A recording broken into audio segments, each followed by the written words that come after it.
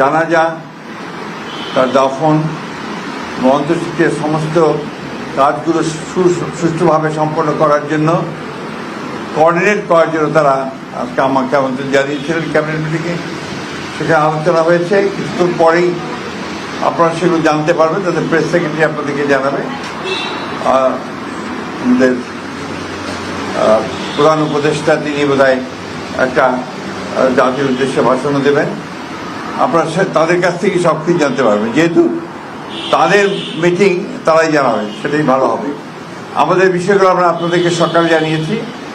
আর আমাদের 12:30টার সময় আমাদের স্ট্যান্ডিং কমিটির একটা মিটিং আছে বিএনপির। সেই মিটিংয়ে আমাদের সমস্ত সিদ্ধান্তগুলো চূড়ান্ত করে আমরা আপনাদেরকে আবারও জানাবো, টাইম টু টাইম জানাতে থাকবো।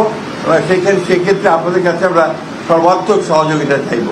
আপনারা সবাই দেশনেত্রী বেগম খালেদা জিয়ার জন্য দোয়া করবেন।